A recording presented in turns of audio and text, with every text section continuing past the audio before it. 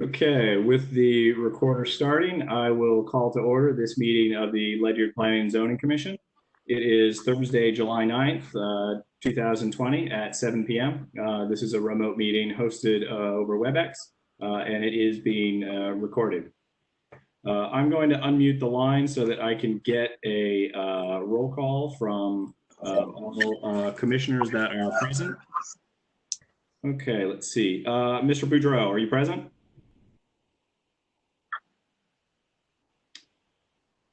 Here, Mr. Boudreau. Mr. Wood, are you present?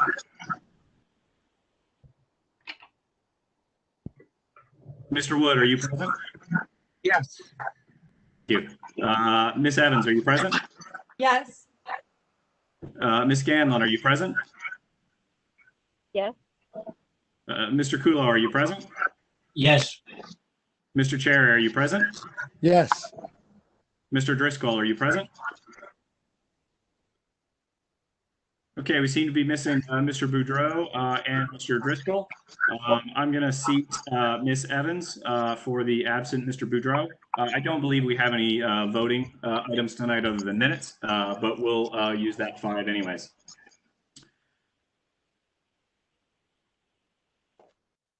Okay, without complaint from the commission, I'm going to swap old business and new business. Looks like we have a fair amount of people on the line for the new business items. So I'm going to go ahead and get to those first before the commission discussion items under old business. You gotta check and see if we have any citizens. Yep, I'm going to do that next. That's after the changes to the agenda.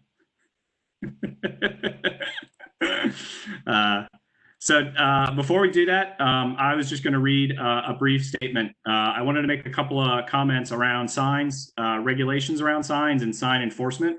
There's been a number of cases of signs being removed, and I thought it was useful to address this. To start with, we're dealing with 2 different types of signs. The first is a temporary sign for an event in town. The rules for this are in our zoning regulations. You can place signs about a week before the event, and they need to be taken down about a week after the event. The signs need to be freestanding, meaning you can't attach them to poles, street signs, etc.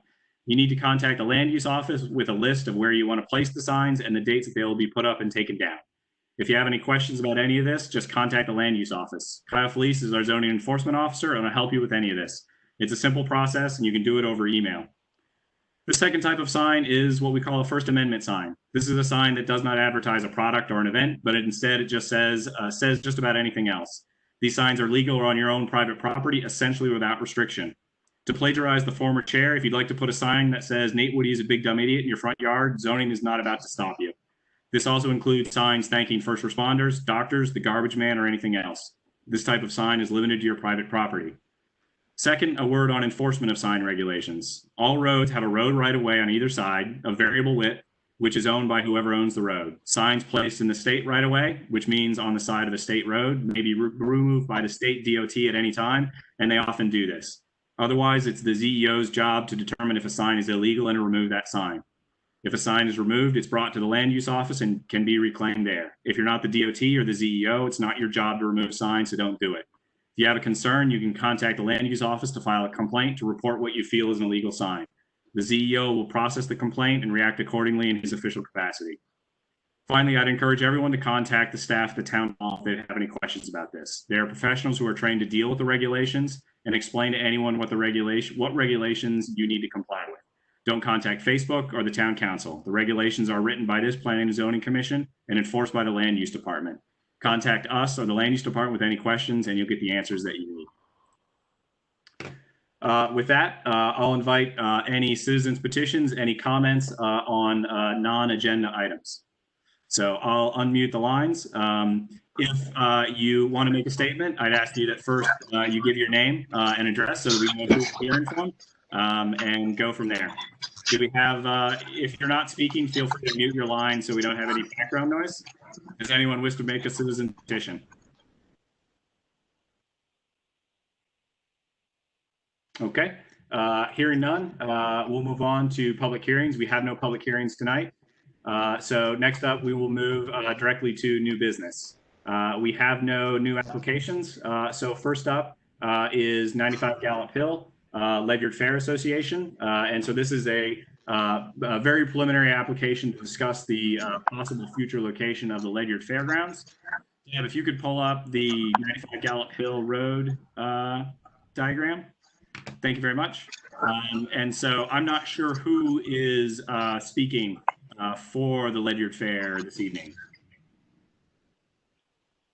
It's supposed to be Ken Candler. This is Rich Kent. Can everybody hear me? I can hear you. I can hear you. Okay. Ken Candler was supposed to be in here and answering the questions. I was just here for backup for him. But if Ken's not here, Sarah and I can answer some questions if you guys have them. I'm online. Oh, there's Ken. There you go. So do you want to walk us through a little bit what you're thinking about doing here? Or do you want us just to start asking questions? I'd prefer if you kind of gave an introduction of, what you're planning on doing, how you're laying this out. Is this designed only for the Ledyard Fair? Are you thinking about doing other things? Just a little bit about what you're planning on doing here. Okay. We had a meeting, Liz and the mayor, a week and a half ago to discuss this. And one of the things that we were looking at is the land is for farming as of right now.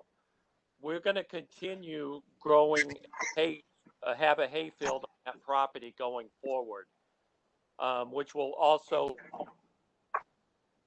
if you look at the map, what we have laid out is for near and long-term futures, because we won't be able to do everything at once. But what we're looking at is having the fair there, of course, have a community garden there, and have up to 10 events, like horse shows and things like that won't interfere with the town, that we would work with the town on.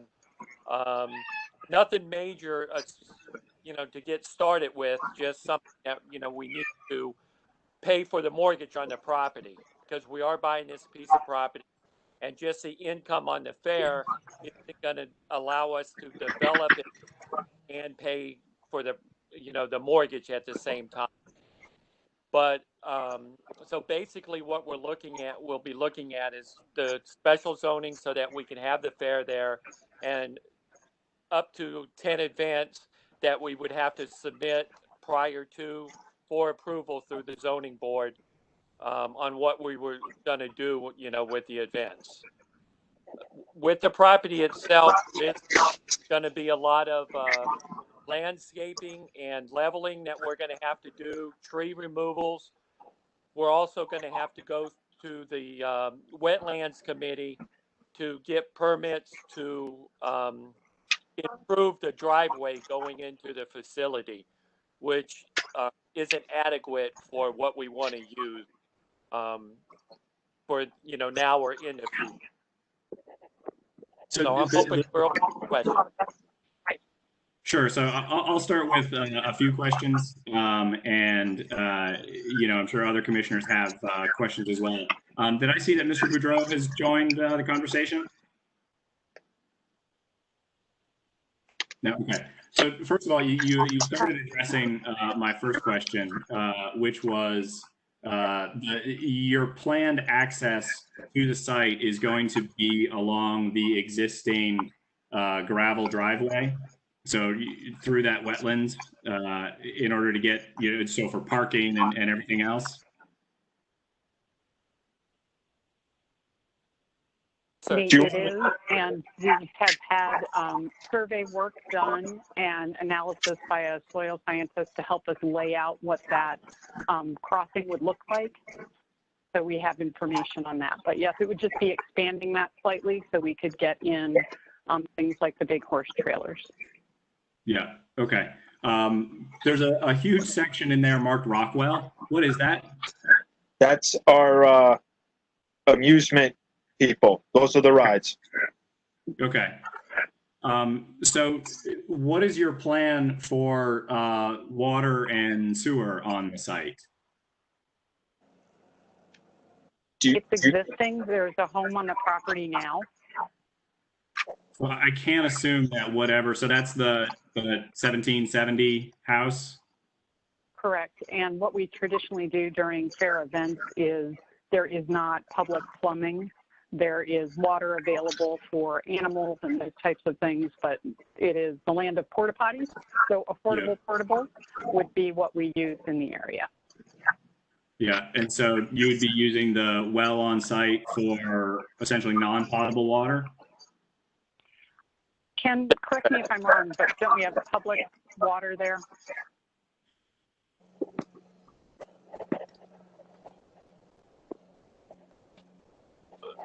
I believe it's hooked up to public water needs.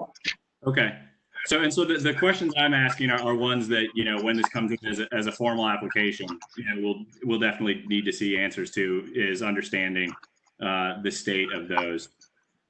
So the other thing that, you know, you will certainly have to address is what you're thinking about for lighting on the site.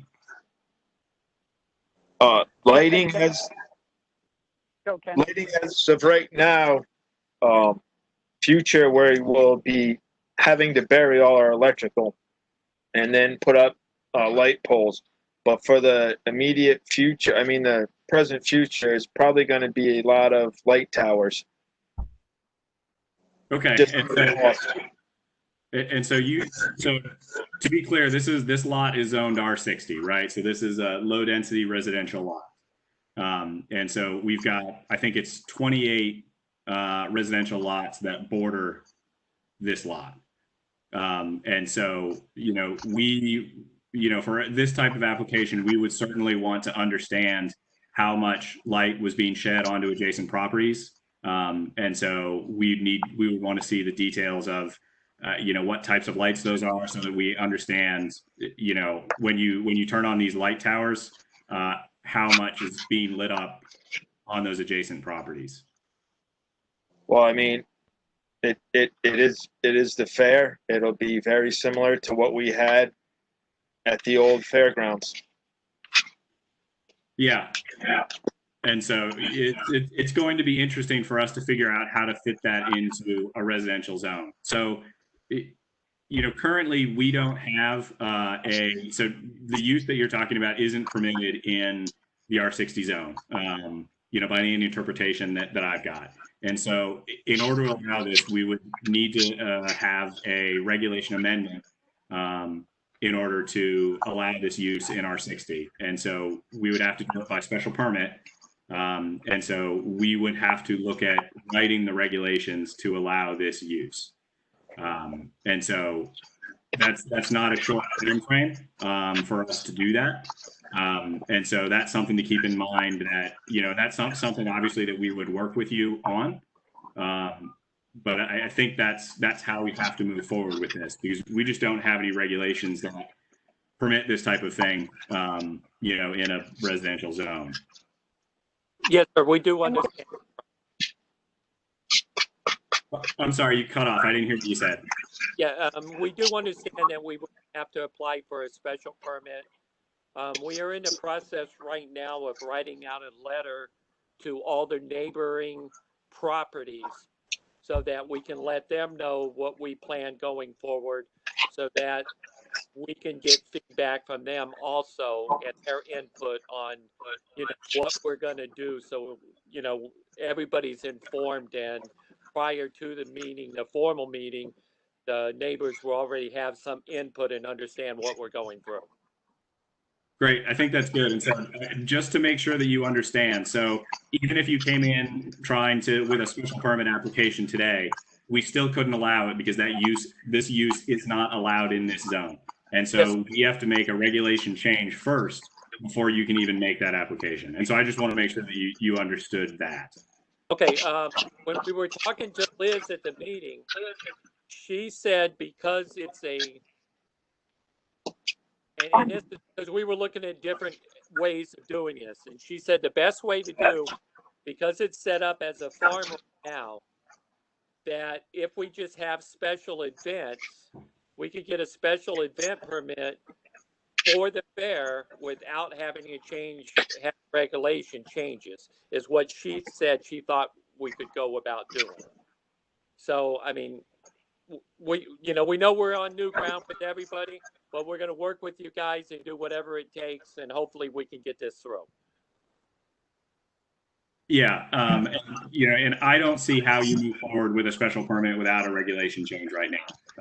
And so, that's something, and I certainly think the right approach for us is to put a specific regulation in place for this type of event. Because what we have to worry about, as a planning and zoning commission, is if this is, allowed on anything that's a farm, this can all of a sudden start getting landed anywhere in town. And so we have to make sure that we put the right controls in place. And so my opinion is that we will have to do a regulation change. I also think it's the right way to do it, so that we can craft regulations that make sense for this type of event. Do other commissioners have questions? If you have questions, unmute your line. If you don't have questions, please mute your line. If I could, Mike Cherry. Please. I think it's an excellent site. I think they've picked a good site. There are some concerns. I agree with the chair that this is far from an accessory use to an agriculture thing. Most notably, probably when you put rides on it. If it had no rides and it was all ag related, you may be able to convince me this is an accessory use to an agriculture use. But I think the clean way is a regulation change, which would allow it anywhere in town that meets those requirements. So, there's a lot to be done. I agree with Sarah. I believe there is water and sewer on Gallup Hill Road. Your best point of contact there is Ed Lynch or the wastewater treatment plant. They can tell you what's there. I'm a little concerned site-wise on one access. The large number of people who we hope would show up at a fair would tell me that we'd probably need more than one access, and I would ask you to please address that with the fire marshal and possibly Chief Rich. From a safety standpoint, it seems difficult.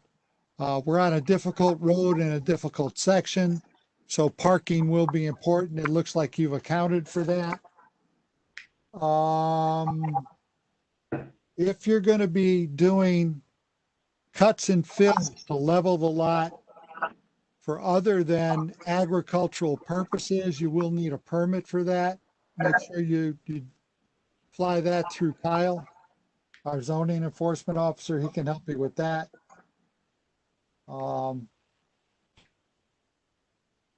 Access, egress, water, sewer, lights.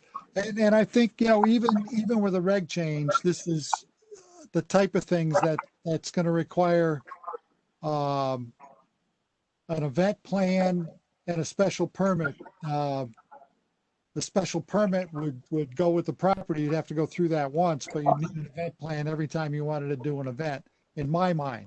That doesn't mean that's what the commission's decided yet, but there was no use I could find in an R60 zone that would could be extended to include this. There was no use I could find in any zone in Ledyard that would allow this. So I think that, that's why I agreed with the chair that we need to fix the regs to do it. That's all I've got, Nate.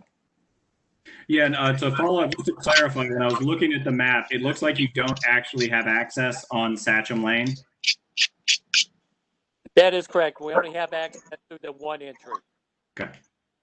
Other commissioners with questions? I have one. Please, Mr. Kula. I wonder how many acres you have here, and how does that compare with the acreage on the old fairgrounds? And I'm wondering if there's room for large setbacks, especially if some of the adjacent residences would be interested in that. It's basically acreage. How does that compare with the old fairground? Hey, Rich, you know what the old fairground was? I want to say we're almost twice the size of what we were. And I would also say that one of the things we had surveyors look at were natural buffers, so tree ways that we could make it so we are not immediately in someone's backyard without some method of maintaining a little bit of distance.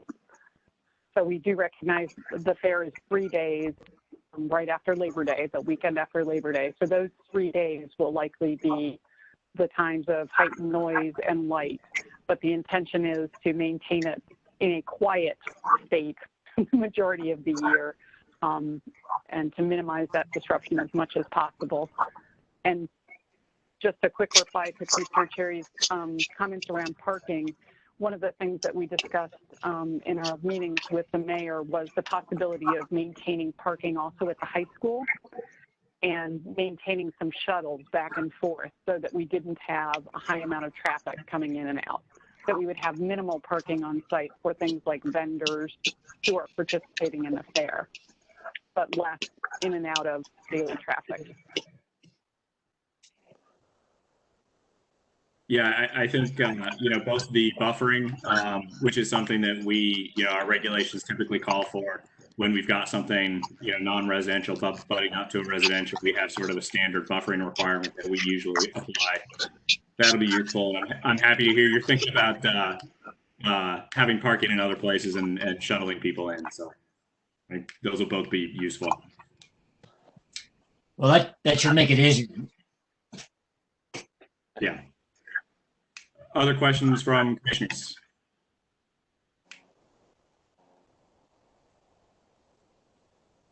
Okay. Hearing none, so I think the next steps here are, there's a couple different ways that we can do this. So, you are certainly able to be an applicant and write the text amendment that you would like to see and bring that to us. It probably works better if the commission works a bit more on writing that as well, so that we can kind of get it as polished as we can beforehand. So I think probably the right thing to do. Liz, are you okay with the commission at least co-authoring any text amendment for this? Yeah, I mean, we could, but I think that the applicant should come up with the bulk of it. But I don't have a problem partnering with them, because we do want the fair to go. But we're gonna, it'll take a little work. Yeah, and I just want to do whatever we can in order to try to move this on and avoid having a case where we end up having a number of public hearings or anything like that to revise the regulations. So I guess what I'd ask from Sarah and Ken then is if you can write down at least a bullet list of what you see happening on the site in the first year. That's probably a good place to start, is what you expect to do in the first year, and get that to Liz, and we can start going from there to try to iterate on putting together a regulation for this. All right, that We can sounds work on good. that, Nate. Okay, so we'll move in that direction, and we'll coordinate with staff to make sure that this is moving forward, so it doesn't stagnate forever, and we'll go from there. Yeah, last chance for any questions or comments about this site. I just have one question. Obviously, Ken and Sarah are the main people in this with you guys. But I just want to make sure that we are definitely going in a forward progression, because we do need to make sure that, if we buy this piece of property, it's something that's feasible and not something that's going to cause us not to be able to have a fair in the future. So I just want to make sure we're all on the same page. Yeah, so I understand what you're saying, and I sympathize with your position, and so I can lay out the process a little bit so that you know what this is. So this will be a regulation text amendment. So first off, that the regulation will have to be written. That will go to public hearing and we'll get public input on the regulation. The commission will have to vote on that regulation in order to approve the regulation. Once that's approved, you guys will need to come in with a special application permit using that regulation, which again will go to public hearing, and the commission will vote on in order to actually get there. And so it is a long road. You have to survive 2 public hearings and votes based on that. And so I can't tell you what the result of either of those votes will be. But that's what has to happen. So we're looking at best case scenario. If it was written, let's say by the end of the month, we're still probably, you're talking what, 4 or 5 months? Yeah, definitely. Yeah, it's each of those steps is easily a 3-month process, because we have to accept the application, then we have to schedule the public hearing, we have to close the public hearing, and then vote on it. And so it's easily, I would say, 4 months would be an absolute minimum that we're unlikely to hit. Okay. So we'd say 6 months.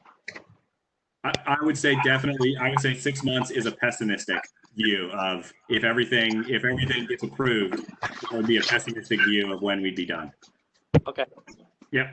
We appreciate all your input. Mr. Chairman? Yeah. May I be recognized, please? Please, Ms. Burdick. Yes, and the applicants are also, certainly they could hire their own attorney and write a regulation and bring it in to us as well. Okay. That's something that could be done if you wanted to, sort of expedite it. I don't mind working with you on writing the regulation at all, but we'll have to make some appointments, fairly soon to get it moving. Nate? Mr. Cherry? I think something that's worth noting to kind of address Rich's question is if they're the applicant on state mandated timelines approval. If the town is the applicant, if the commission's the applicant, there's no timeline on when will have to be done. So there are advantages to the applicant being the Fair Association. Yeah, I mean, I think your next step is to go ahead, write up what you see happening in the next year, get a meeting with Liz, sit down with her, and figure out, what makes the most sense, whether it makes sense for the commission to try to move forward with the regulation, if it makes sense for you guys to try to get outside counsel. As I said, anyone is able to present an application with a fully written regulation change to bring to us. That absolutely is allowed. So I would say get that list together, get a meeting on the calendar with Liz, and figure out how you want to move forward with the reg change. Okay. And I guess the only other thing is if they do decide to get an attorney to help them, make sure the attorney is versed in land use issues. So it comes through the first time and you don't have to go back and rework it. Yeah, and I'm sure staff can recommend several land use attorneys that we deal with on a regular basis if you need a list of attorneys to consider. Okay, thank you. Without a recommendation on whether they're any good or not. Yeah, we've used so far everybody in this process. You've advised us who to contact and stuff, so we appreciate your input, and we will continue to use that input going forward. Great. Yeah, we're looking forward to working with you. And so, I'm not trying to scare you off. I'm just letting you know what the process is. And so there's a number of steps that we got to get through. Yeah, we need to know reality going forward. So we appreciate it. Thank you. Great. Thanks a lot, guys. We look forward to hearing from you again. All right. Thank you. All right. Thanks. Thank you. Bye, guys. Okay, next up on our agenda is a preliminary discussion of a proposed conservation subdivision at 16R and 18R Fawn Drive and 21 and 39 Ash Drive from a collection of LLCs. I believe this presentation is by Mr. Gardner. Are you in the planner's office, Mr. Gardner? Yes, I am. Great. Can you see yourself in there? I see my head, yeah. Okay. Peter Gardner, presentation for the development of this 70-acre site property is accessed off Fawn Drive and also off Ash Drive. There are several tracts of land that comprise this. When the Fawn Drive subdivision was done nearly 30 years ago by John Major, a 50-foot strip of land was left to this property with the intent of allowing for future access to this with a town road. Both Ash Drive and Fawn Drive are long cul-de-sacs. So, as is good in planning throughout the country, connecting cul-de-sacs is a design goal that most commissions have. And it's been a long time that things have sat out here. So that's what we're attempting to do, is to build a subdivision by connecting up Fawn Drive with Ash Drive in a road that we've laid out on paper. We've dug a number of test holes on the site. We've had the wetlands flagged. We've done an awful lot of survey work here. So we believe we have a subdivision plan that meets the regulations and also the health code. So we're here tonight to show the commission what we're up to and to see if there's any questions. I can go into as much detail as you like, but that's the overview. Any questions? So I was trying to understand the access from Ash Drive, because it looks like one of the lots that's included in this subdivision has access to Ash Drive, but are you modifying 39 Ash to get the road access? No, there's a plan recorded in the clerk's office showing the access out to Fawn Drive and the location, out to Ash Drive and the location I showed the proposed road. So a plan was done taking land off of 39 Ash Drive just for this purpose. And that was done several years ago. Okay. According to the clerk's office, I went and checked on it, double checked on it yesterday. Okay, and so that is land pulled off of 39 Ash. Yes. Okay. Yeah, because it doesn't match up what's on the GIS, and so I was trying to figure out where the land was coming from. I noticed that too, that it wasn't matching the GIS. That's why I went to the clerk's office and double checked it. Okay. So this is, I assume, septic and wells? On-site septic and wells, yes. Okay. So and so you may have already answered my question with the comment about 39. So because the area I got was a little bit different, because I had 58 acres for the large lot, and then the two adjacent to Fawn were about 7, and so I ended up with 72 acres, but it's listed as 70. Is it? It is. We've actually put the survey work information together around all these properties. Okay. I don't know where the assessor came up with the numbers, but I questioned that too and double checked it. Okay. So the immediate issue is that the subdivision doesn't meet the open space frontage requirement, right? Well, I provided a 20-foot easement for frontage, hoping the commission would accept that. And the easement runs to the south of lot 18. That's part of the reason we're having this discussion and presentation, to see if there's any room to find that acceptable. If not, then I'll have to reconfigure things to get land and fee to the town for the open space parcel. Yeah. So it's a tough site. It's a tough site. I've been working on this over the years. You can see some of the test holes we did go back to 2006. But sometimes the toughest sites can make the best sites. Yeah. So I can certainly say from my opinion, the open space connection that is probably more desirable is from the where that Woods Road exists on the western access from Ash Drive. So there's a marked, it's lot 9, essentially where that access is Ash Drive. Okay. And so the reason that that's more attractive is on the other side of Ash Drive, they're essentially we're one lot away with open space from access to there. And so getting open space access along the back of lots 976, essentially along there, and connect up to whatever the road might be called, would be valuable. So the brook that's listed there, I'm assuming that is in Groton Utilities watershed. I'm sorry, I didn't catch that. The brook on the east side, essentially of the developed area. Is that a part of Groton Utilities watershed? Yes. Yeah, okay. And so the last question I had for alternative to other commissioners is I was looking, so 39 is owned by Ash Water Company, and there is some sort of a structure out on the end of Ash Drive. Is there existing water infrastructure on that lot that serves anything?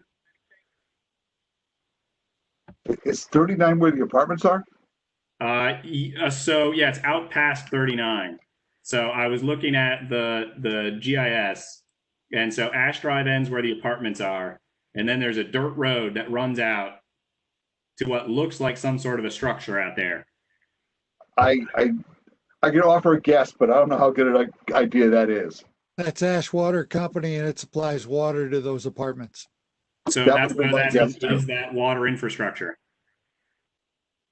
That's a guess for me. We looked at that before, Nate, for the last time this was filed. And there's a couple of problems. One, the area where this subdivision is proposed is in Ledyard's WPCA service area. And I'm not sure it'd be on the applicant to test the water for quality and quantity to be able to supply another, what is this, 30, Is it 28 lots? 28 lots. 20, another 28 homes. And they'd need Ledyard to agree that they could run water in the Ledyard service area. Is it within 2,000 feet? Oh, absolutely. But it may not be suitable, which is the other part of, being able to drill a well. Is there a suitable water supply? That was one of my questions to come up. Have they looked at that? What's available? Yeah. Yeah, so I think we'd certainly want some clarification on what's going on out there and whether or not we've got, we need to get WPCA involved. Questions from other commissioners? If I could real quick. Please, Mr. Cherry. I don't see, it's up to Liz and others to take another close look at the regs, but I don't see fee in lieu of open space as currently allowed in our regs. So when I get to note 8 that says not less than 50% shall have a minimum of 25 feet of frontage, I see that as a hard reg that is not waiverable by the commission.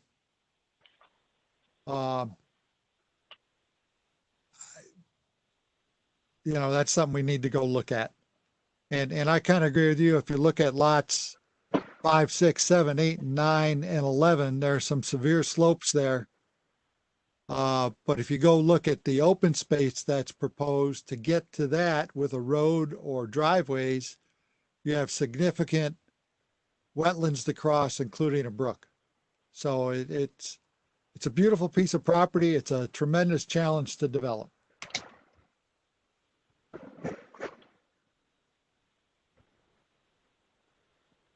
Questions from other commissioners?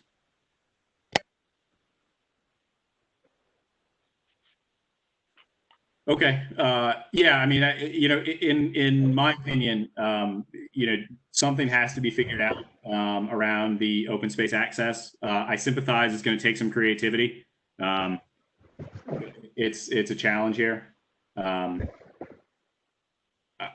don't have a stock answer for you other than, I can say, just from an open space access point of view, that access there from Ash Drive along 9765 would be an attractive one for providing more contiguous access. If I could, one other question, Pete, when I look at lot 20, does it have access between lot 15 and 16 and between 19 and 23? Am I seeing lot 20 is coming all the way around? Lot 20 has access to the north of lot 19. Okay. What's the lot with the access between 15 and 16? That's not numbered. Or is that That is 17. The stone wall that we have in there is part of lot 17. The stone wall could be mistaken as a property line.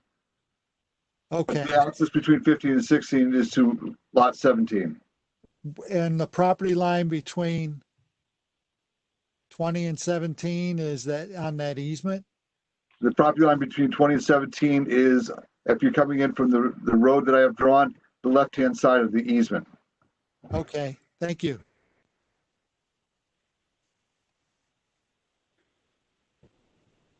And so, as I'm sure you know, there is a bulk table in the zoning regs for conservation subdivisions. Just glancing at it, I thought you had everything covered. There is a frontage requirement, but it certainly looks like all the lots probably meet that. And your note is right about the 30,000 square feet minimum lot size. Number of lots is fine given the size. So, for me, the probably the significant challenges are figuring out water, understanding what's going on out there, out on the end of Ash. And figuring out a solution for open space access. True.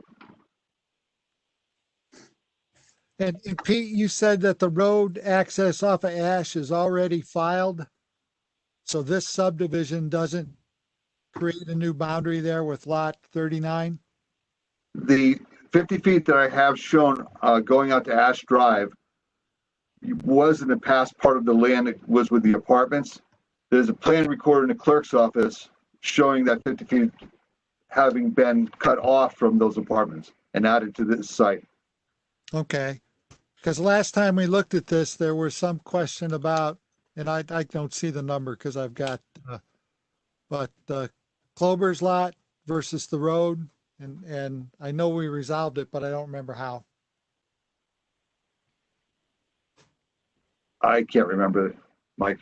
But as long as it's on file, it's resolved. It's recorded. Yeah, Liz, can you just track that down and get that added to the record so the commission can see it? You got it. Thanks. Yeah, because that certainly explains a lot of confusion I had when I was looking at the plan and trying to figure out what was going on. So yeah, I looked at the town's GIS system and I said something's wrong, and then I went to the clerk's office a couple days ago and there it is. Yeah. Yeah. And I mean, we're fine with it as long as it's recorded. I was just confused. So yeah, great. All right. Anything else from us, Mr. Gardner? As has been noted, this property's been kicking around for a long time, but I think a good policy the town has and always has had is where there's developable property at the end of a cul-de-sac, you leave access into it. And there's never a good idea to have two long cul-de-sacs just hanging there that cannot be connected. Over the years, we've done a number of subdivisions where we've left land for the future extension of town roads into adjoining property. And I can name two cases where, for some reason, the commission then allowed people who own that land to use it to access a house site and create a new lot by subdivision, which I kept my mouth shut, but I felt that was against the subdivision regulations. I can tell you right now where those two sites are. Subdivisions I did, we left 50 feet to the adjoining property for the future extension of town road, and it wasn't used for that. Fair enough. And so we're gonna do what was planned when Fawn Drive was subdivision was approved. Try to extend the road to connect up to Ash. Yeah, there's no disagreement from me that, there's access there on 16.8 Fawn, and it's designed to allow further access into that land. No disagreement. Well, we've got some work cut out for us because this is not a very easy site. Yeah. We've dug test holes several different times. And I've got some good test hole data, so I know what I can. I mean, I reviewed all my test hole data to work with the layout of the lots, but this is by no means a be all and end all. Some of the pits were dug, for instance, those witnessed by Herb Dalton and Randy Dalton. That was before Ledge Light came on board. So we will be digging additional test holes out here also. Yeah. Yeah, I saw the 1999 date on test hole witnessing and said, okay. There's a lot of information that came together to prepare what I've got here. Yeah. There's Yeah, probably no, one more. I don't think, I think we're certainly willing to, think creatively and figure out how to get a plan that works together here. It's obviously a tough site. Yeah. There's probably one other thing worth noting, and that's the only way to develop this land off of either side cul-de-sac is by putting a road in there. Otherwise, you're going to exceed the 30 homes on a road with only one access, which violates subdivision regs. Yes. We'll end up similar to Bittersweet, where we just kept adding on, and eventually we had a subdivision that didn't meet any rules. So that the only way to really develop this is to hook those roads together. Yeah. Yeah, no, I'm supportive of the plan. I mean, I think, fundamentally, it's the right thing to do to make those roads a loop. It's just getting the details lined up. There's quite a bit of work here. Yeah. Well, thank you very much, Mr. Gardner. Keep us in the loop. Obviously, if you come up with another plan, you're come back for another preliminary. As you want. Again and again. Will do. Thank you very much for your time. Great. I appreciate it. Thanks a lot. Yeah. Thanks a lot. Have a Everybody good night. stays healthy. You're welcome. No problem. You can just head out that way or that way.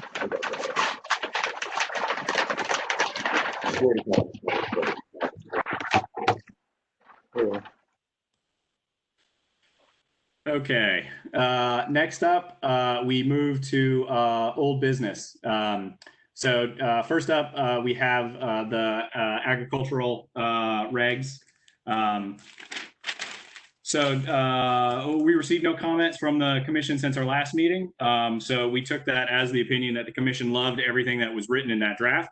The planner and I polished that up. Deb also helped clean that up so that there is a new exhibit added there. It's called Agricultural Regs Proposed Draft 7/9/2020. That's a clean draft. Some of the issues that I think we had in the draft from last time got cleaned up. Took some of the input from that meeting. And so go ahead and take a look at that. I'm going to schedule a public workshop for our August meeting on this draft. So I'm going to ask Kyle to contact some of the known and likely users of this regulation, let them know that we're having the public workshop, get the regs into their hands, and so hopefully get some input from them in August with the plan on going to an application in September. If it's, obviously take a read through if you haven't already. Any comments certainly bring to the public workshop after we get feedback from everyone external to us. Ms. Burdick, I saw your hand go up. Yes, thank you, Mr. Chairman. I just wanted to add, the only thing that's missing in there is farm winery because I'm still researching regulations for farm winery. So that's the only thing that's missing in there. Okay. At this point, I just want to let everyone know it says, fill in because I haven't, I wanted to look at several different towns, farm winery regulations, and that I have not completed yet. Okay, thank you. Mr. Wood? That's it. Thank you very much, Mr. Chair. I had a question from a friend of mine. What mead? The making of mead from honey, right? I'm sorry to get in there, but I guess it's not a beer, right? Is it a beer? I think mead is actually classified as wine. So okay. My understanding is that meaderies are vineyards or wineries. Sorry. Okay. That's my understanding. Okay, so once we get the winery section in there, then mead would be covered, right? I guess. I think it would be covered by the same regs. Yeah. Yeah. Okay, good.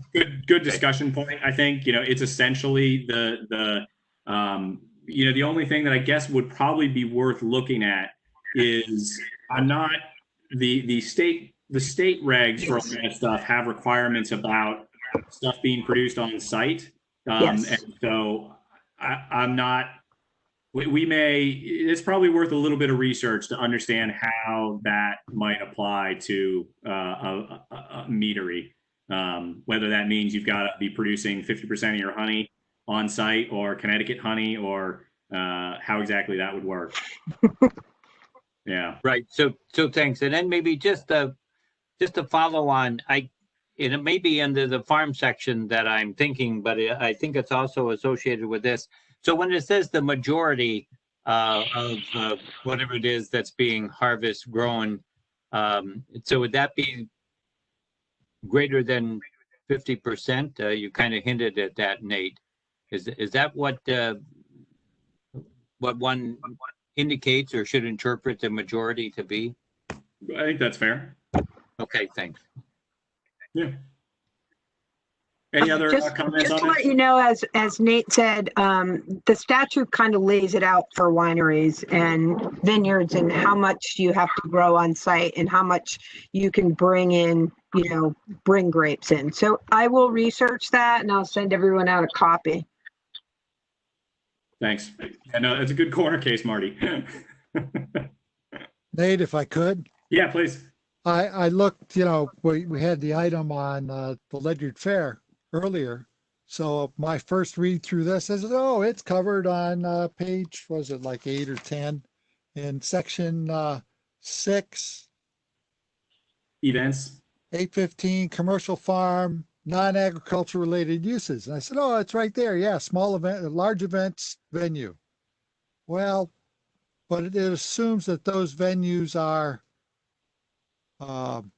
accessory uses to an agriculture primary use. So I kind of agree with you that planting a hayfield or a cornfield and cutting it once a year and saying, yeah, it's a farm, it doesn't meet the intent.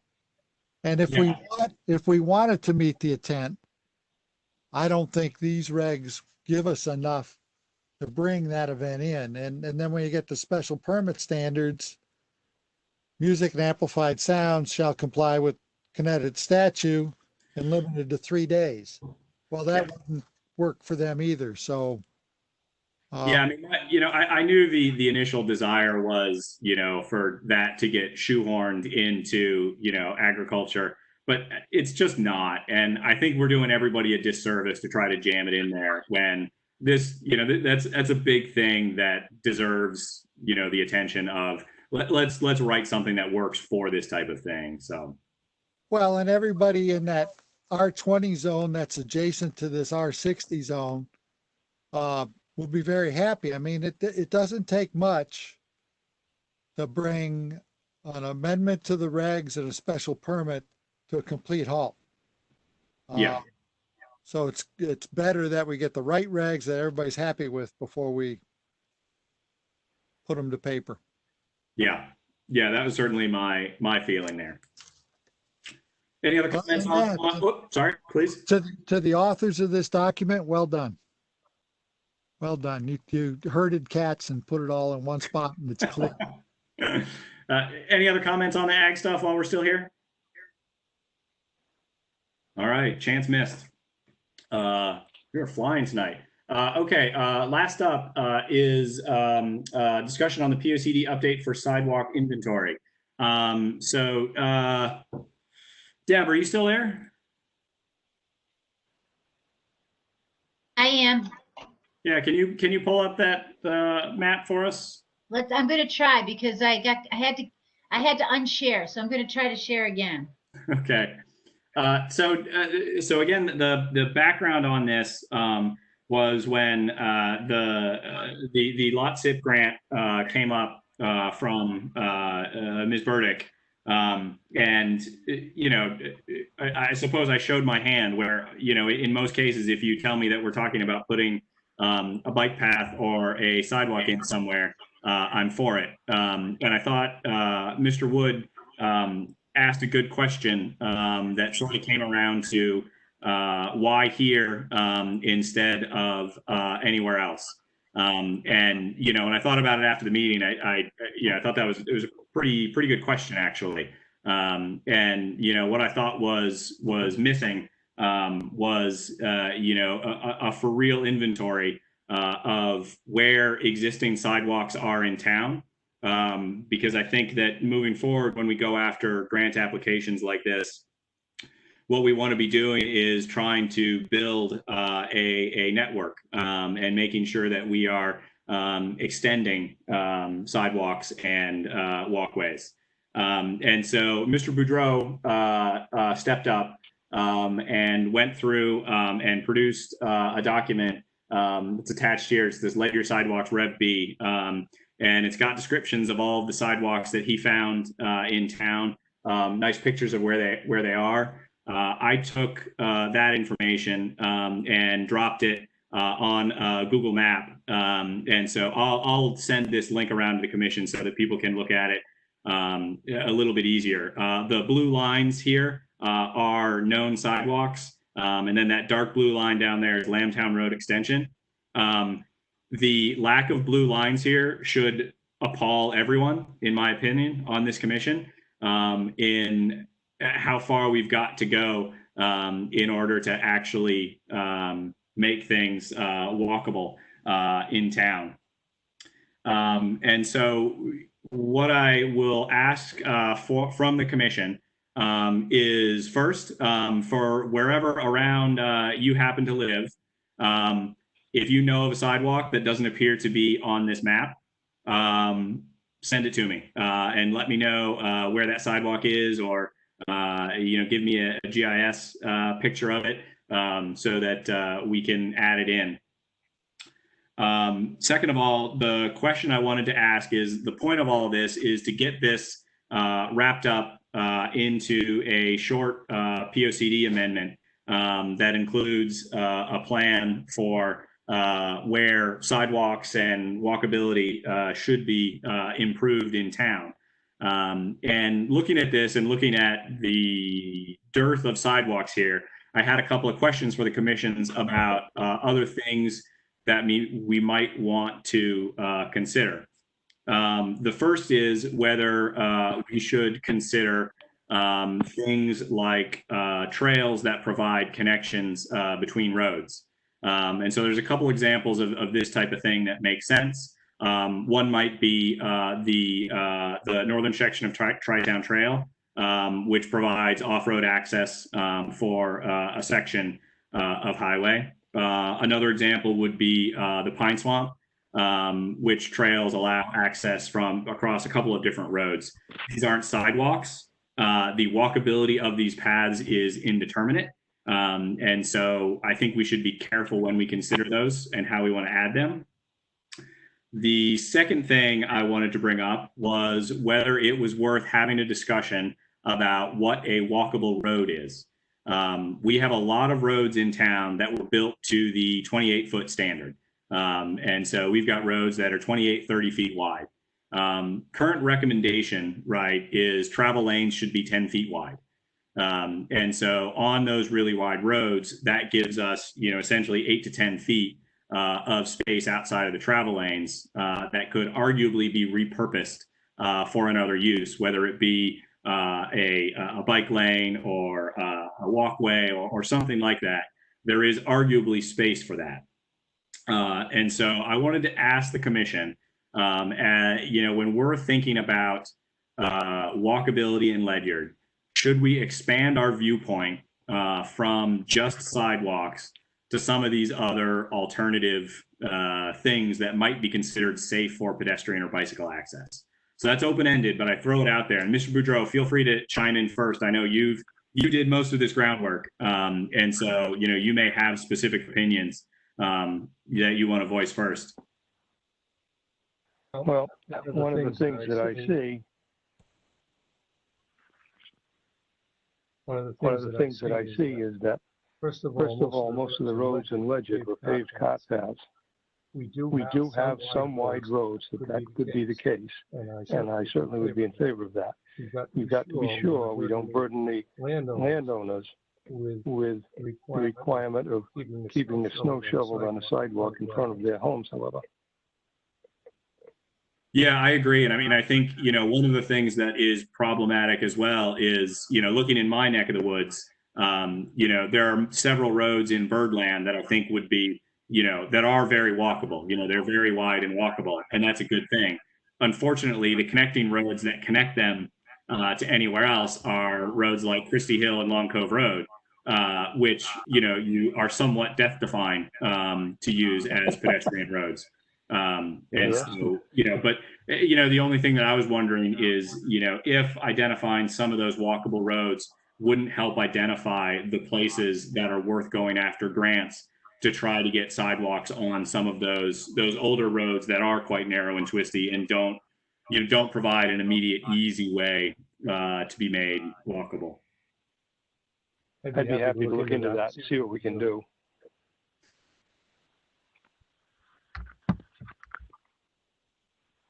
Other commissioners, what are your thoughts on how do we tackle this? How do we start figuring out where we recommend the town invest in infrastructure to make this town more walkable? If I could, Mike Cherry. Please. Last time we went after the question, we looked at trying to provide walkability in our commercial areas. So that would be Ledyard Center, Gales Ferry Center. When you look at roads like Birdland, Pheasant Run, Partridge Hollow Road, yeah, they're 28 feet wide, but it's also a residential area where people park on the road. So it gets difficult to take those. With limited funding, I would still say let's finish our roads in Ledyard Center and Gales Ferry Center, where you get Military Highway, Hurlbut, 12, 117 from the post office to the library, which requires some major work in front of Holdridge's or the old gas station to, there's no drainage there. It's all sheet flow to a swale.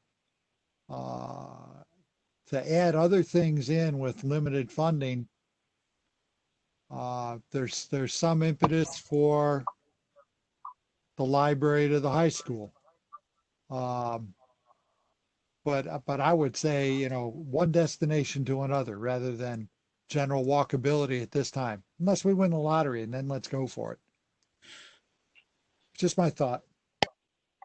Yeah, and I think in that area, one of the things, it is certainly attractive and, annoying because it's a state road. But one of the attractive places is trying to extend from the corner of essentially where the library is to Sandy Hollow, which is a long way. It's probably 2 miles in total to get down there.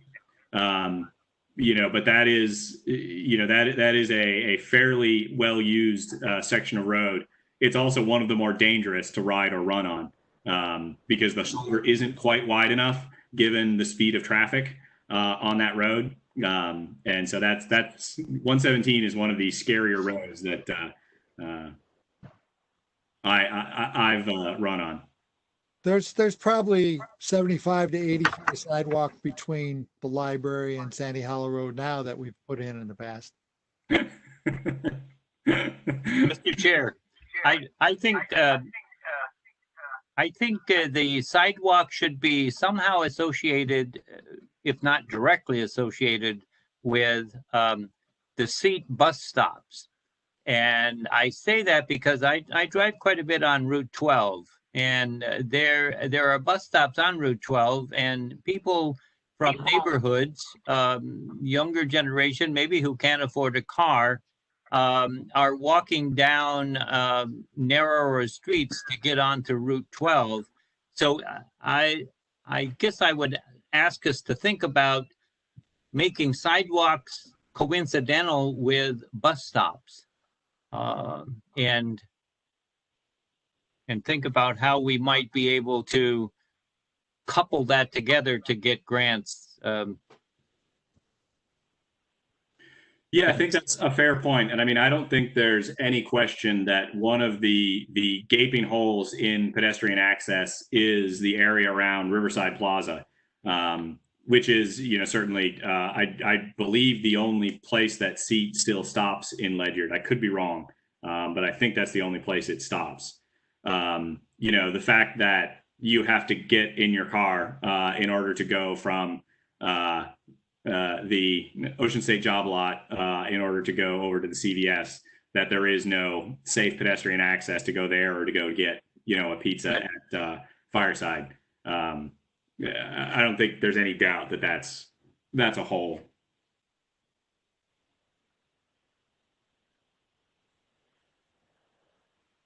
I think it's important that we identify places people want to go and see how we put sidewalks in to help them get there. This is Commissioner Scanlon. Can I say something too? Please. How would we feel about when we have that map generated, posting it at the libraries and letting people comment for a period of time? We'd feel happy. I think that would be a democratic way to get some feedback that wouldn't require people to attend a meeting. Yeah, we can certainly try it. We haven't had good luck doing that, but I'm open to anything, you know, that might get some public feedback on that type of thing. Nate, may I add as well? I think social media would be a good idea. I think there have been a lot of people in town lately who have gotten involved and wanted to speak out about things. And I think this would definitely be a question a lot of people in town would be interested in right now. I agree. Yeah, it's something we can explore. And so what I might do is, you know, when we get a little bit further, see if we've got a commissioner who's willing to do that. In my mind, Facebook's a cesspool. And so anyone else who is more willing to do that, I am happy to let someone else do that. Yeah, that's great. That's great. Yeah, no, I'm for it. I mean, any ideas on ways to get, you know, public input and opinion on this kind of stuff? I mean, most of you are here for, you know, the POCD update where we got essentially no input, right? Not no input. We got input from 3 people, right? And so I think getting more feedback is great, and anything that we can do to generate that feedback, I am for. Awesome. Yep. That's 3 people who have provided input since 1993. So, you know, Tom Bedreau made an interesting point. Ordinance today says if there's a sidewalk in front of your house, you're responsible to keep it clear and maintain it. And Tom made a good point that, you know, if you put it in front of somebody's house, they're not going to want it because now it's their responsibility, even though it's on town side of the property line. So we have that to come through. We have to show there's a benefit that offsets that liability to people having to shovel the sidewalk in front of their house.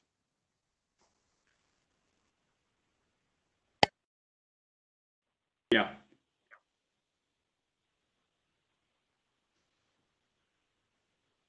Anything else? Ms. Burdick, any comments?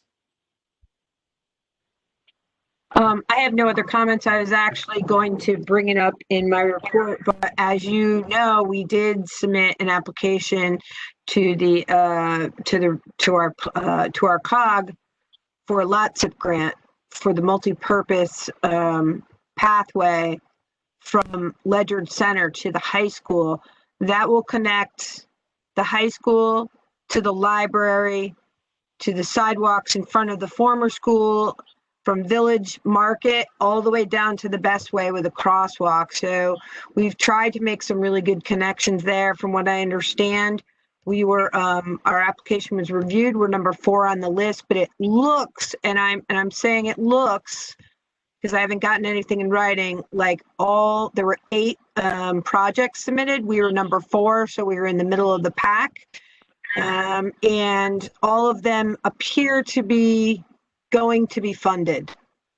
So that's a really nice, you know, if we can get that done, that's going to at least provide a nice connection from the high school. And that multi-purpose path is going to be wide enough to accommodate, you know, it's going to be 2-way, accommodate bicycles, joggers, pedestrians, I think it's going to be a really neat thing. And that's one way to get it started. You have to start somewhere, right? Yep.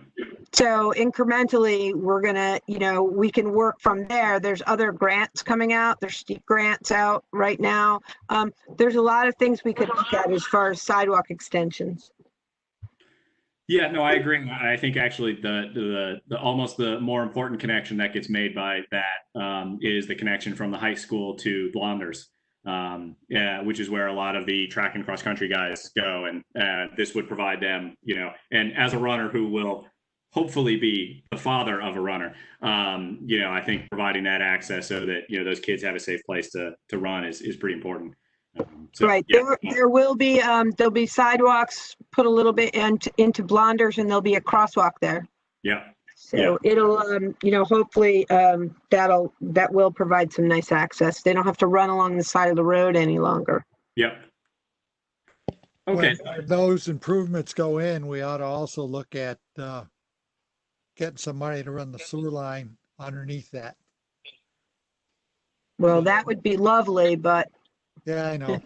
That's millions and millions. And of course, now we know that the line from the pump station to the plant is only 2 inches. So that added about, maybe $10 more million onto it.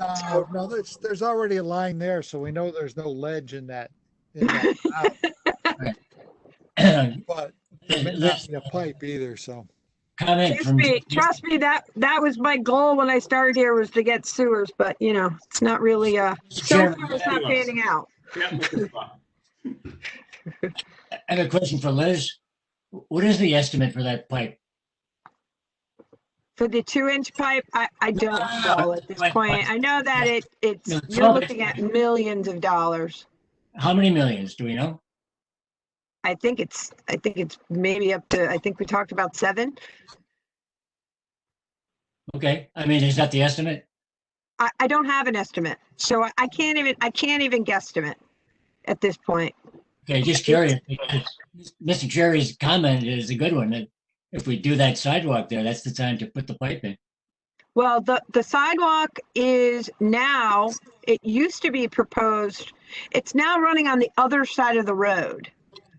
So it's on the south side of the road. When the project was first drawn up, it was drawn on the northern side of the road where the pipe was, planned to go. But we've now moved the sidewalk down onto the other side of the street.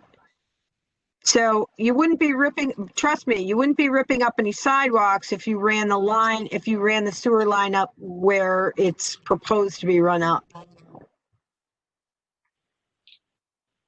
It's hard for me to tell you. I wish I had it in front of me, but when you take a left onto Colonel Ledyard Highway, the sidewalks were proposed on the left side. Now we've moved it to the right side of the road, and it's a multi-purpose path.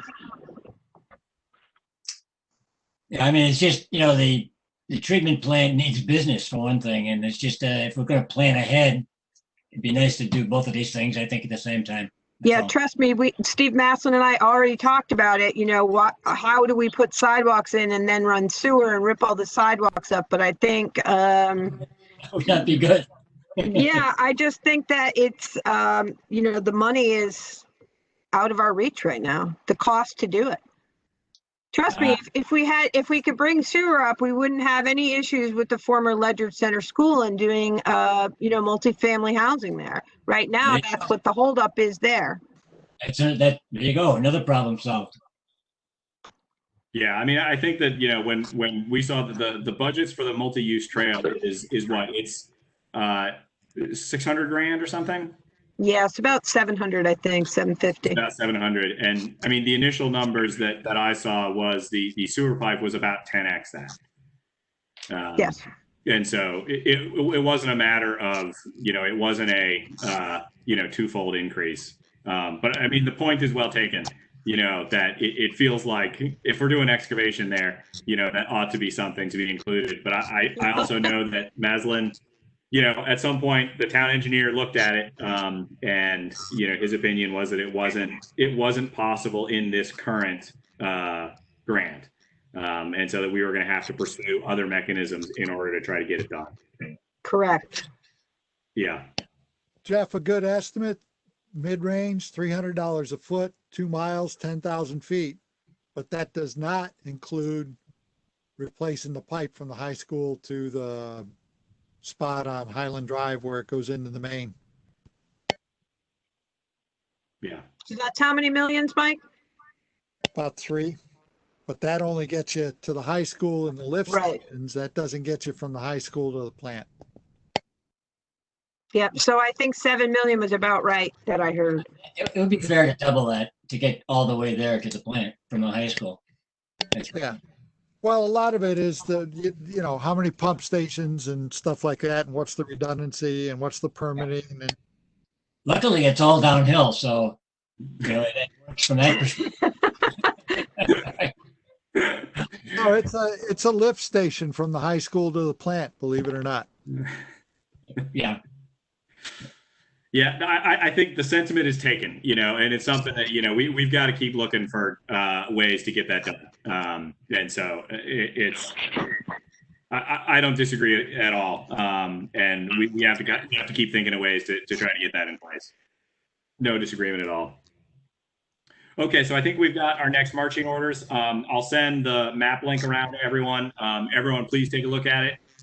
When you find the sidewalk near your house that's not on there, send that information to me, and I'll collate it onto there, and we'll talk about it a little bit more next time.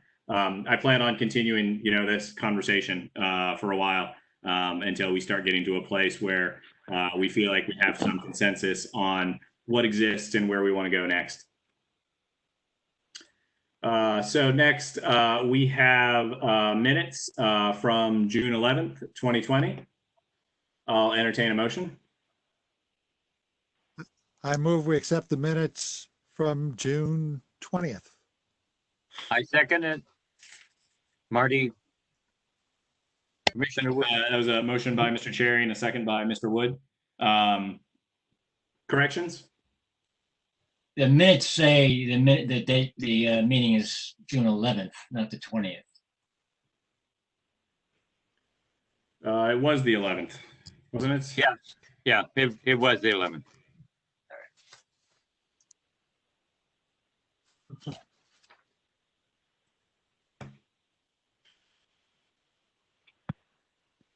Okay, I actually do have a correction on page 5.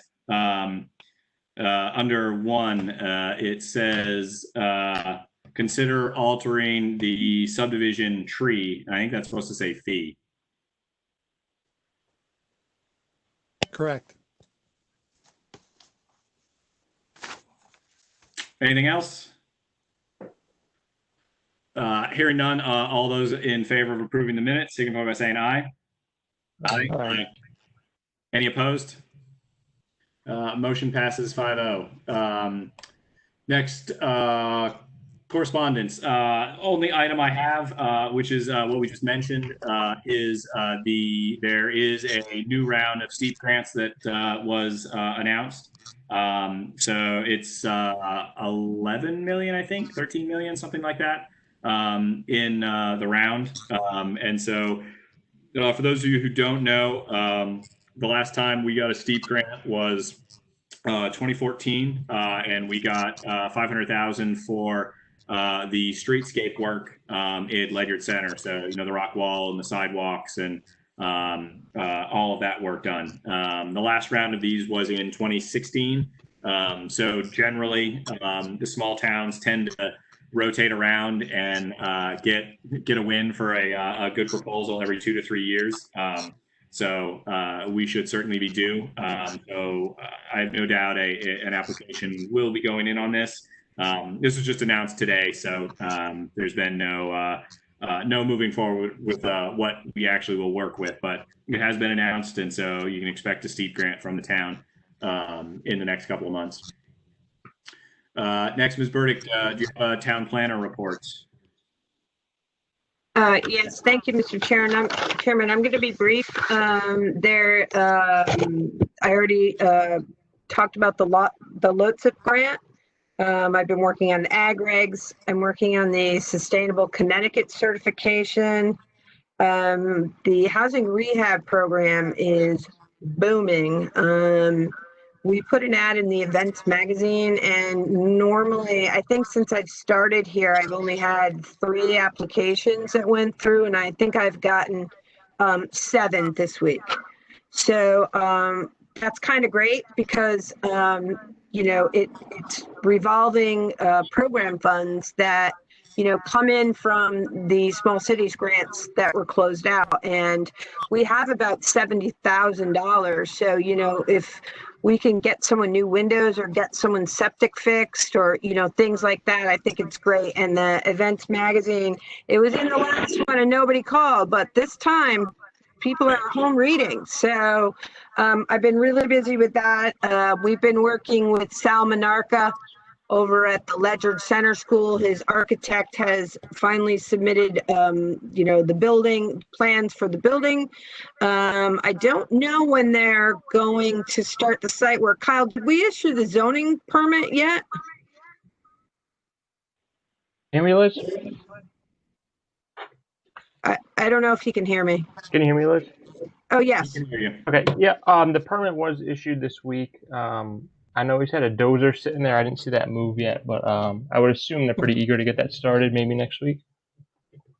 Okay. So that's where we are with that. I'm working on the GIS update. We're almost there, guys. Almost there. The consultant that we're working with has gotten all the layers he needs from People GIS. He's got the zoning map, and we're almost there. And we will have, when the GIS is updated, it'll be updated right through the Eagles Landing subdivision, which was kind of nice. I was kind of waiting for that to be done, and it'll show the town's open space on it as well.